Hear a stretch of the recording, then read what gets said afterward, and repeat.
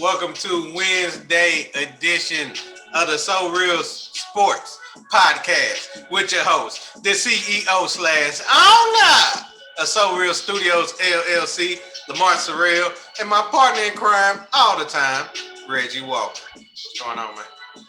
What's up? It's Wednesday. Hump day. Hump day.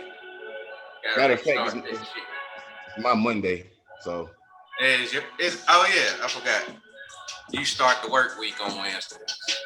Yep. So nothing wrong with that. Kind of sucks, but it is what it is. Pay bills. Right. Pretty much, we too old to be thinking that the weekend is the weekend nowadays. Just any day we off consecutively is pretty much our weekend. Exactly. Yeah. Just being off in general is a celebration in itself.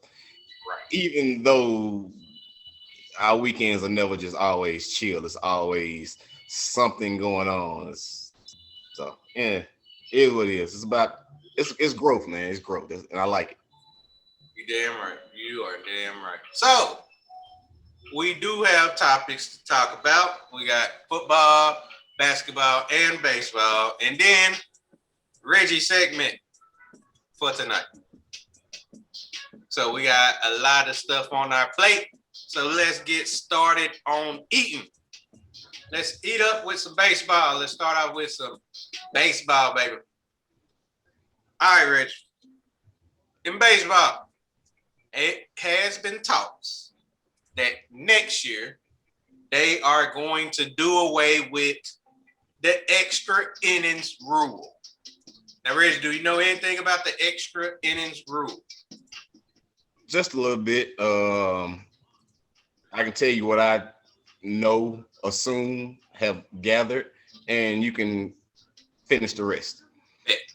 All right. So from my knowledge, extra innings begin in the 10th with a runner on second, and you pretty much just it pretty much just goes based on who can get the most runs. Right. Okay. Only thing I have to add on that is the actual runner that is on second is the person who was out last in the previous inning. So that person who got out last ended up being the runner on second. And you pretty much try to score like you score in regular extra innings. The reason why they did this is because they were trying to make the extra innings shorter instead of longer. Because normally we done had a 18 inning game. We done had a couple 16 inning games. And we also had like very few 14 inning games. So they felt like with this extra rule, by adding this player on second, it will make scoring better and it'll be harder for teams to actually not score a run. But to be honest with you, it pretty much didn't do nothing.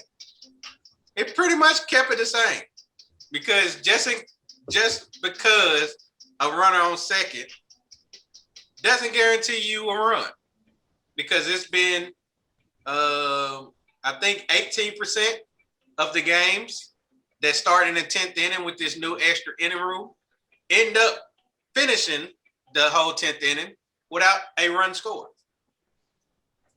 18%. And previously, it was 35%. So half of the percentage went down on scoring a run, which is still pretty good. Now, the problem that people have on this is, hey, some players are better at hitting with runners in scoring position than other teams. And also the problem is that you got to rely very heavily on your relief pitchers. And that's something they're trying to avoid anyway.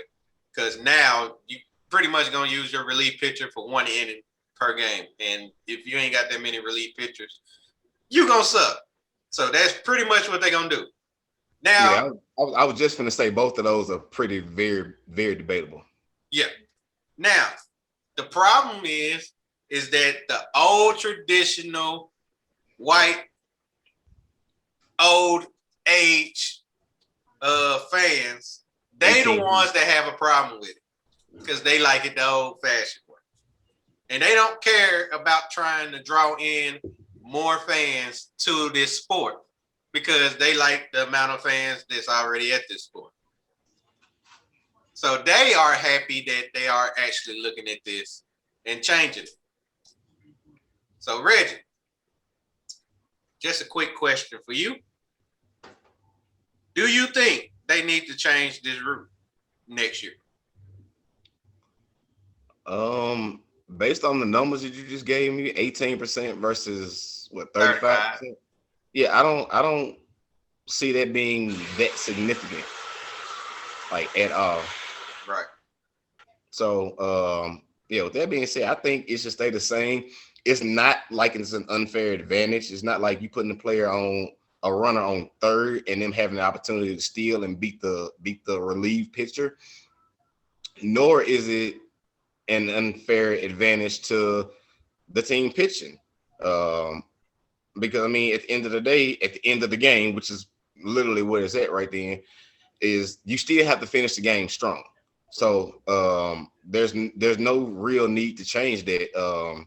If any changes should be made, 7-inning double headers should be changed, not this. I feel like 7-inning double headers are just pointless because people are not being 100% effective as they were given 9 innings versus 7. So with that being said, I think the rules should stay. Regardless of how good that runner is, being able to steal versus versus the next at bat or the first at bat being able to get on base and secure, that second base runner to third.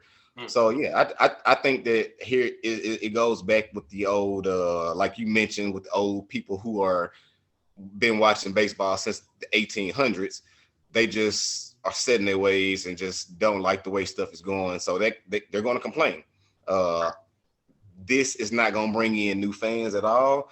But baseball needs fans because it's, at the end of the day, it's America's pastime. So to keep America's pastime going, we need to innovate and rejuvenate a lot of the things that they were doing. The fact that they're mad, it's not helping the sport at all. So yeah, I say keep it the same, man. I wouldn't change anything about it. And before they do, they really need to evaluate those same numbers that you just gave me, the 18 and 35, and realize that it's just it's not worth it. Not especially not next year. Not next year. Okay. I agree. I actually like this rule out of all the rules that didn't happen this year. I actually like the runner on second. Because to be honest with you, the game, the sport is already long in of itself. Yeah, it's a slow game. But for you to have to pretty much pitch 2 whole games in one game just to try to get a result, no. It's better to have somebody on second to try to get the score up. And me, I pretty much like it for betting purposes because, for instance, if I got a 9.5 and the score is 3-3 heading into the 10th, I need some more runs in order for me to get my over. Right. And it definitely would happen more likely if I have a runner on second starting the inning than actually not having a runner at all to start the inning. And to be honest with you, it's it kind of helps the game, to be honest, because it makes the relief pitcher actually show their value. And what I mean by that is that it put more pressure on the pitcher, knowing that you already got somebody in scoring position, and one mistake could pretty much cost you the game. And the relief pitchers, to me, don't do as much as they should. And the reason for that is they used to have to just come in for one batter because the batter just hates hates a left-handed pitcher or a right-handed pitcher. You pitch it that one batter and then you're done for the day.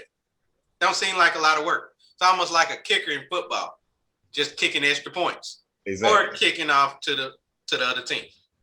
Pretty much ain't getting your value from that player. Now they changed the rule as if that pitcher has to pitch to at least 3 batters. Still don't make no difference because you got to pitch to 3 batters, just a runner on second, more pressure. So with more pressure comes with more money if you're doing good. So you get that big bonus if you're a good pitcher and you actually don't allow runs in extra innings. So overall, besides the fact that baseball do need to change a little bit because it is kind of old school and keeping everything traditional just doesn't make sense. Everything done changed. Football has some rules they changed since 1980s. Basketball done had rules since they changed since 1980. Why baseball want to be the only one that wants to keep everything the same since the late 1800s? I couldn't give you that answer. I haven't been watching it that long. It makes no sense, but hey, it's just a black baseball fan trying to bring light to baseball the best way he can. All right, but we can move on from that.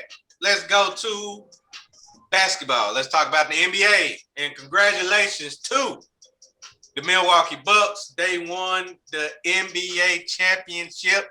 Giannis Antetokounmpo is your finals MVP. And they celebrated last night by beating the Phoenix Suns. I believe the score was 105-98. And I did pick the under on that one, so congratulations to me on winning that money because the over-under was at 222. Woo! I knew it was going to be the low-scoring game.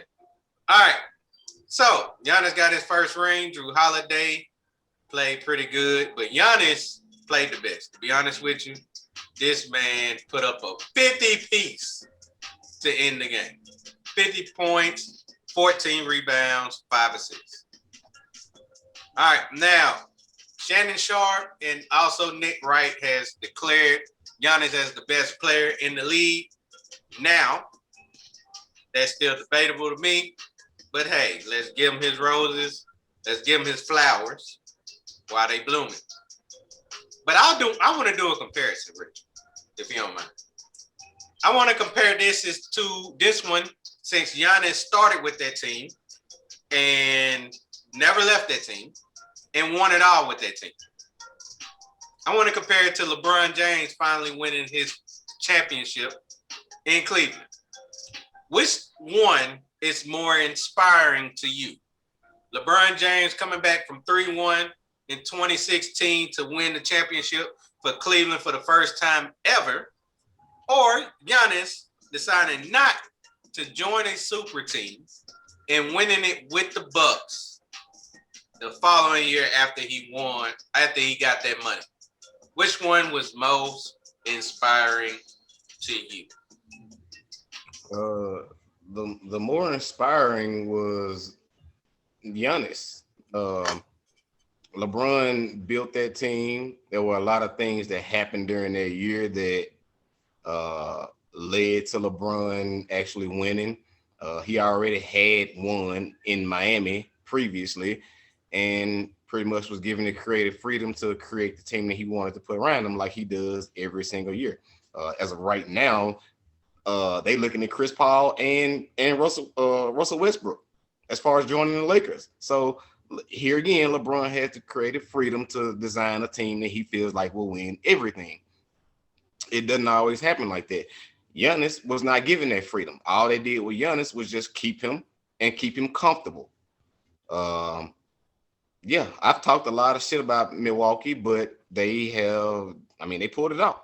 And it was literally Giannis, and Giannis. Like, Drew Holiday did not step up into the last 2 games. Chris Middleton did not step up until game 4 and game 5. He was hit or miss in game 6, but he still came to play. Right. I really just feel like that this was a more heartfelt win for not just Giannis, but the entire Milwaukee franchise. And it goes without saying that it was more than well deserved because, as me personally, I will not go and to say that Giannis has surpassed LeBron as far as being the greatest player in the league. LeBron, to me, is not the greatest player in the league, but that's another topic for another day. But I also will say that that it's deserved because he was supposed to have gotten a ring. If he doesn't deserve at least two by now, he deserves at least one. So this should make it two that he was supposed to rightfully have. But we know all the factors that led into him not having it. So yeah, for me, yeah, this is definitely a better win for Milwaukee than it was for the 2016 Cavaliers, which had players injured, had players suspended. It was pretty impressive to watch if you were, a Cavs fan and or LeBron's fan to witness something like that go down. And the fact that Golden State was just, riding that wave of, hey, we number one. Like, we finishing seasons with less than 10 games lost. That's it's to me it's better because, like you stated, this is Giannis's home team. True enough, that was LeBron's home team, but he left. Right. He had to come back and build around him to make it happen. So, yeah, that's my answer on that one. I agree. I believe this championship for Giannis is the most inspiring championship since Dirk Nowitzki in 2011. I was just gonna say that with the Dallas Mavericks beating, crazy enough, LeBron James and the Miami Heat when LeBron decided to take his talents to South Beach and join D Wade and Chris. But not one, not two, not three, not four, not four, not five, not six, not seven. Just two. Anyway, Giannis, look at these numbers, man. He averaged 35 points, 13 rebounds, 5 blocks the whole series. Well, not 5 blocks, 5 assists, and 2 blocks the whole series. Now, LeBron James back in that time, he did average 29, which is less, 11, which is less, 8, which is barely more. He did have them in steals and blocks, which is shocking to me that he had 2.3 blocks per game. Very incredible. Very incredible stats from LeBron James. Well deserved. But I want to look at his teammate, Kyrie Irving, who ended up scoring 27 points that series. Also with 4 assists and 4 rebounds. So he didn't do it alone. Giannis didn't do it alone either, because he had Chris Middleton with 24 and Drew Holiday ended up with 16.7. I believe mainly because that game 5 he had really boosted it up, because if it weren't for that game 5, he probably would have ended up with probably 14 points. Because, yeah, that game 5 definitely helped out. He hit what, 21, 24 in that game 5? He ended up hitting Drew Holiday? I think he ended up hitting 29. It was 29? It was 20 something. I'm finna look. He had 27. 27, okay. Yeah, 27. Okay. But besides the point, I want to talk about the path. Giannis, when he came to when he came to the Bucks, he was the best player on that team. That team really didn't have anything or anybody. Chris Middleton was his teammate who was also drafted that year. And they both, Chris Middleton had to start off in the G League. And Giannis had to be the best player on that team. LeBron James, when he went to the Cavs, he automatically was the best player on that team.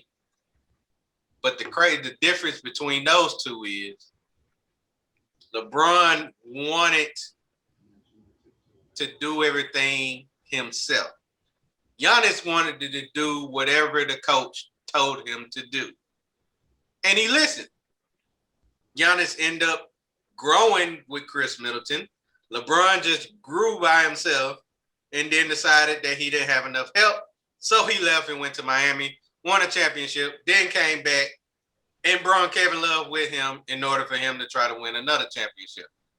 Also, the previous year in 2015, LeBron James by himself took that same Golden State Warriors team to 6 games without a Kyrie and without a Kevin Love.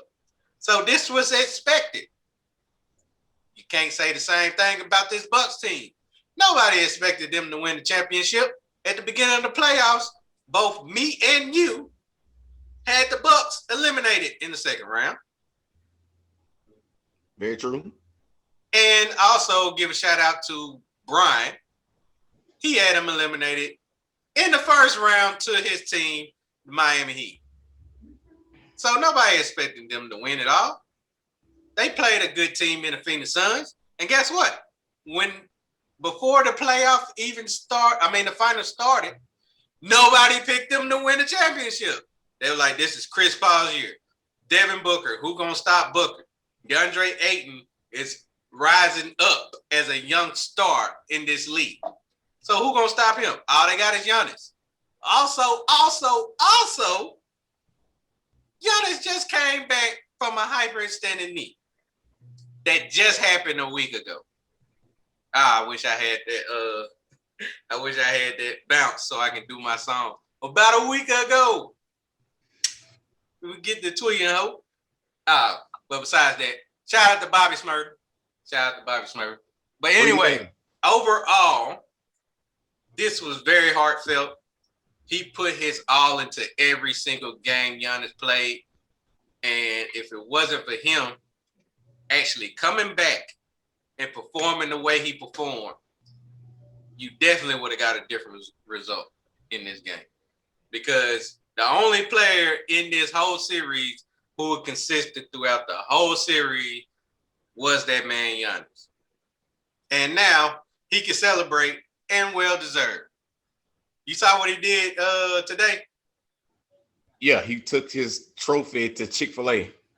And got him a 50-piece. Got him a 50-piece nugget.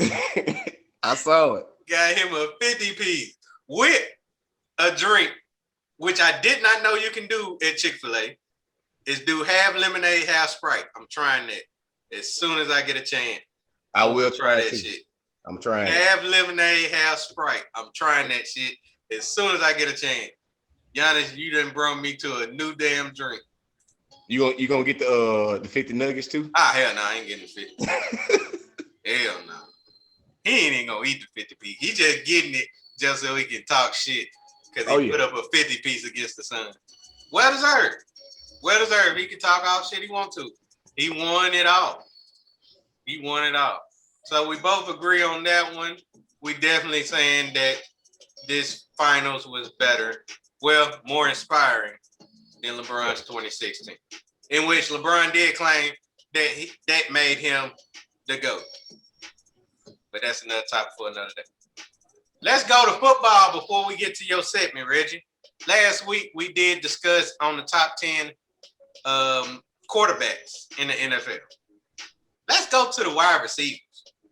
The players that they throw the ball to. All right, top 10 wide receivers. Crazy enough, 2 of them are on the same team. So let's discuss those players. At number 1, we got Devontae Adams, wide receiver for the Green Bay Packers. Don't know if he's going to have his quarterback. Number 2, DeAndre Hopkins, D-Hop. You know, an amazing player that he is. Number 3, Stephon Diggs, well-deserved, especially with the breakout performance that he had last year with the Buffalo Bills. Tyreek Hill, number 4, obviously, because of his quickness and the fact that Patrick Mahomes is his quarterback. Number 5, Julio Jones, who was traded to the Tennessee Titans. So let's check and see what Ryan Tannehill going to do with him.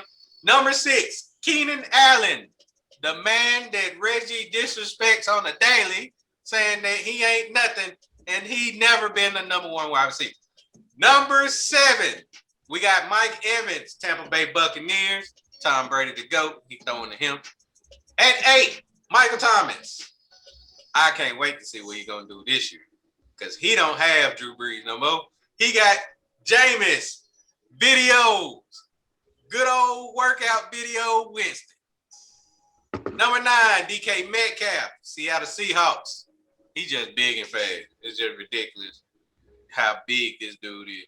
And number 10, his former Ole Miss teammate, AJ Brown, for the Tennessee Titans. So the Tennessee Titans have 2 of the top 10 wide receivers in the league. Reggie, do you like this list? And if you can change anybody, let me know. I actually do kind of like this list. Nice. I honestly would only change maybe 2. I'm dropping Keenan Allen dumbass down. You already know that. He getting dropped. Yes. I don't care nothing about whatever feelings you have. DK Metcalf and or AJ Brown can both have Keenan Allen's number 6 spot. Either one of them moving up and he moving down. Just straight up. Another one, and I'm glad you brought this up. You said that Jameis Winston is gonna throw to Michael Thomas. First of all, that's not set in stone. Second of all, Sean Payton is already proclaiming that Taysom Hill will be the starting quarterback. So with Taysom Hill being the starting quarterback and the chemistry that they have together, I think that he's okay at number 8.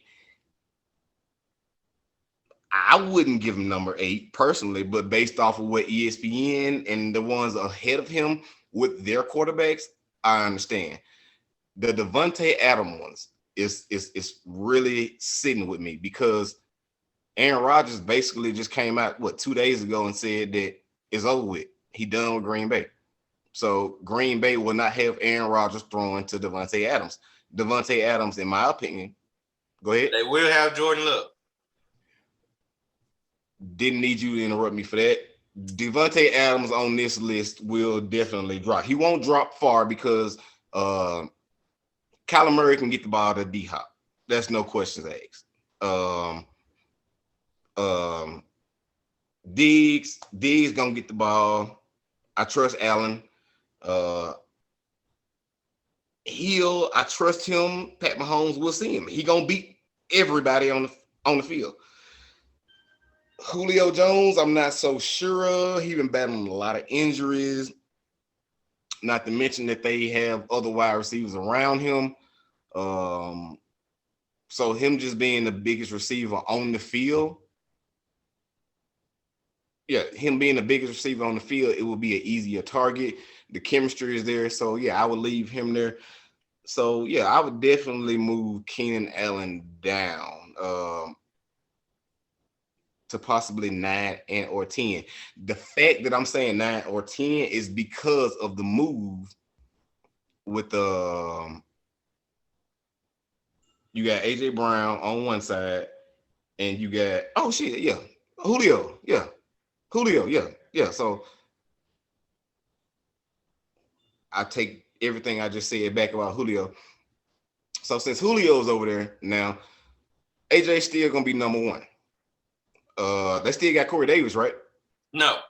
Corey Davis went somewhere else. Okay. I think he went to the Jets, if I'm not mistaken. Corey Davis? Yeah. Because I remember you asked me that before. He is with the Jets. Yeah, so, I remember you asked me that. Yeah, that's a good combo over there. But they did pick up Josh Reynolds. He was a wide receiver for my Rams. He'll be on the bench. So that's the only thing that I would move. I would definitely move Keenan Allen down, being that this is Justin Herbert's official first year starting, but second year playing. So it's gonna be interesting to see how many good looks he gets, how many yards he receives,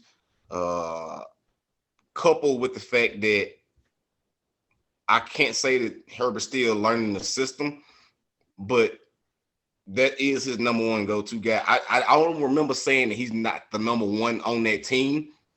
Is he a number one wide receiver? In my opinion, no. He's undersized, height and weight, I feel. But I mean, he's pretty good. It's just that he's not what I would consider. My top wide receiver would be 6'5", 230. He doesn't meet those criteria. He doesn't meet that. No, he did. Far from. So yeah, I would move him down and give it to either DK Metcalf and or AJ Brown, and more so AJ Brown. No, I'm sorry, more so DK Metcalf, because who else Russell Wilson got? As far as Tyler Lockett. As far as the long ball. Tyler Lockett. He kind of over his. He's past the prime. Yeah, he kind of is past the prime. So but he's still a deep threat. Yeah, he a deep threat. He definitely a deep threat. But I would more so trust Metcalf as far as being the number one wide receiver on that team. Yeah, I agree. So yeah, that's the only thing that I would really move is I would definitely take Keenan Allen out of that 6th spot and move him down. Yeah, disrespect. But I can't say I don't agree with that. But I won't move him all the way down. I will move him down below Mike Evans because I feel like Mike Evans will be a very top performer. But I have to bring shocking news to you, Reggie. I am dropping AJ Brown off the list. I'm sorry. AJ Brown will not get the respect that he deserved, mainly because Julio Jones will take the lion's share of his touches. But who I have to replace him with somebody, right? You do. All right. I have different options on replacing him, and I'll let you know exactly who I will end up replacing him with. I got, do you like Justin Jefferson? You saw what he did last year for the Minnesota Vikings. I just don't like Kirk Cousins. So I can't replace him with him. Or Adam Thielen. I really like Adam Thielen. Can't replace him with him either. Because he's still throwing, he's still getting the ball thrown to from Kirk Cousins. Calvin Ridley. I really like him, but Julio Jones gone, so he's going to have to be a number one receiver. And we don't know exactly how he would do as a number one receiver, especially with Matt Ryan as the quarterback. He a little undersized too. Yeah, he really is. What about Odell? He's coming back. But I don't trust Baker Mayfield as much, so I am not. As a quarterback who are throwing with numbers, I do not trust Baker Mayfield when it comes to throwing to Odell. Allen Robinson II. Now, this one I am very intrigued on, but I cannot put him in the top 10, mainly because he got a rookie quarterback. Hopefully, he got a rookie quarterback, because I hope for damn sure that redhead person is not the starting quarterback for the Chicago Bears at the beginning of the season. Justin Fields better be the starting quarterback. So, comes down to one player. And yes, I am being biased when it comes to this because I believe he will have a breakout season this year. And even without a breakout season, he's a top 10 wide receiver to me.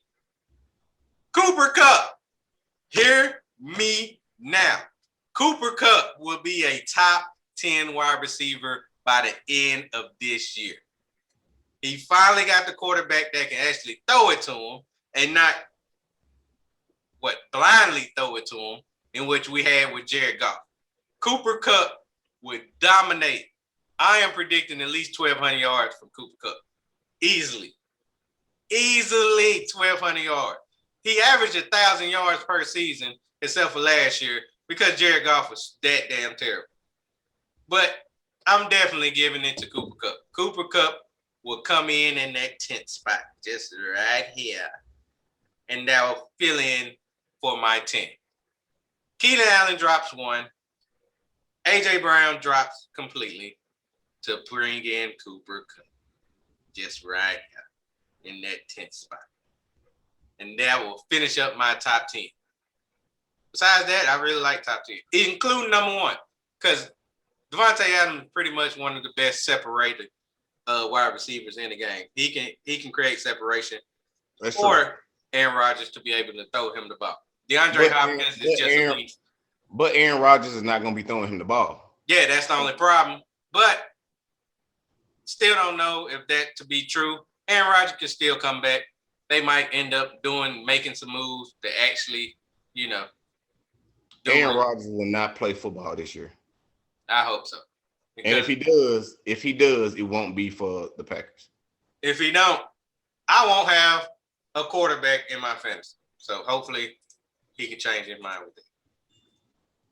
All right. That does it for football, NFL. We're down to your segment, Reggie.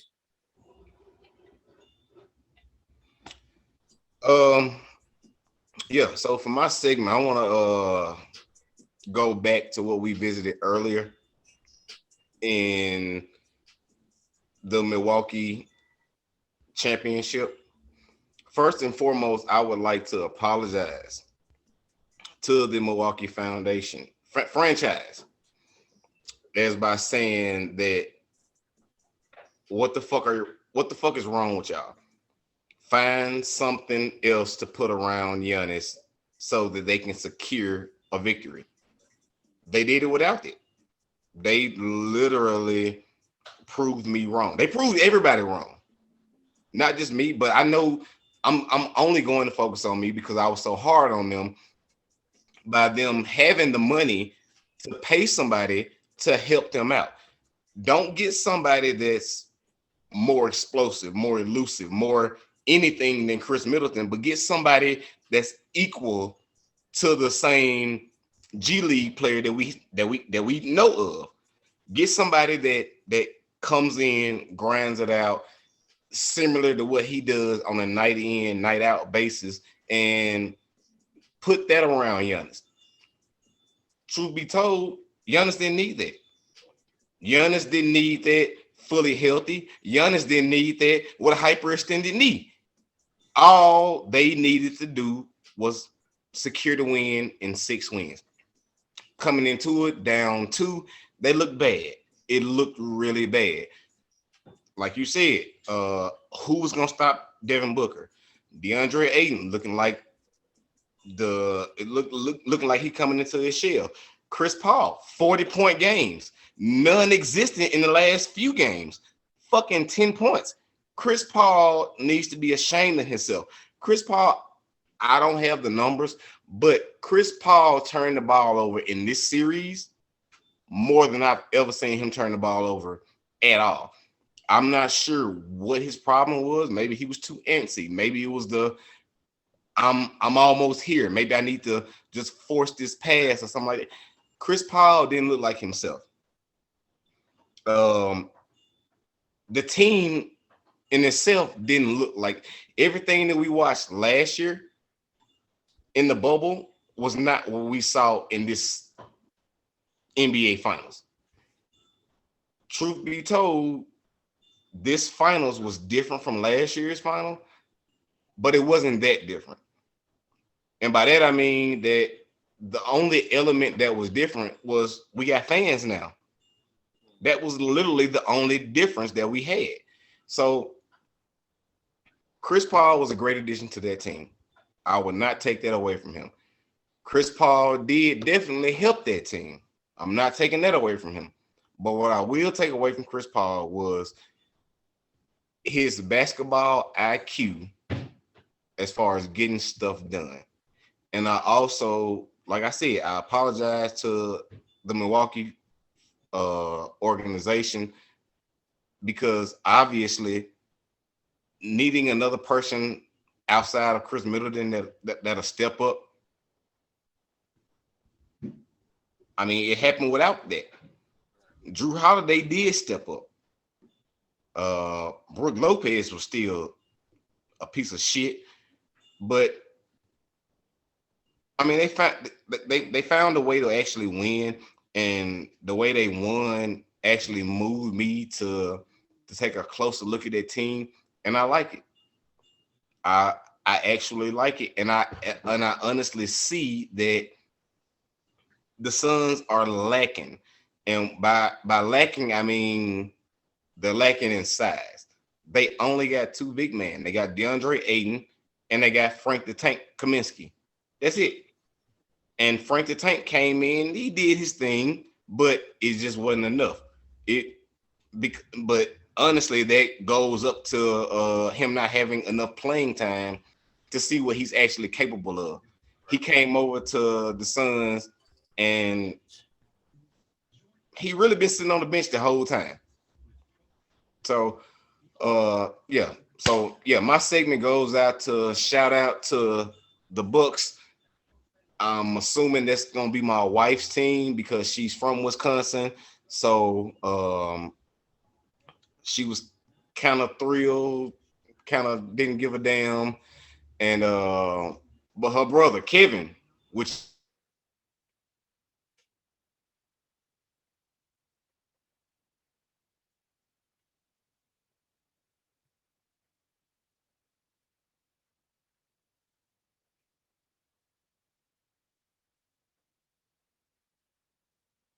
in years, and you finally have a championship again. So shout out to the Bucks, shout out to the Bucks fans for the Deer District. All of y'all made this possible. And to everybody that said Suns and four, which was not me, but everybody who said Suns and four, go to hell because this was not y'all year. And honestly, I don't believe next year gonna be y'all year because LeBron is already aiming for Chris Paul. So that's my segment. Go Celtics. Worse. You were so good till you added the Go Celtics. Oh my god. I didn't say anything about WWE. You were better off saying something about the WWE. All right. That does it for Hump Day. You know what's next? Muscle Shirt Friday, which we will lose the NBA picks. So we just got UFC, baseball, and 3-bet challenge. That'll work. That'll work. It's okay. It's okay. We only got what 50 days to football. Football season is coming up. You absolutely right. 50 days, man. August 5th is when the big opening of the Hall of Fame game between the Cowboys and the Steelers. So we could talk about that. Steelers in a blowout. Then we'll be able to talk about some preseason games. So we ain't got that far away. 50 days, man. 50 days. All right. All right. I guess we'll see y'all on Friday with another episode of the SoReal Sports Podcast.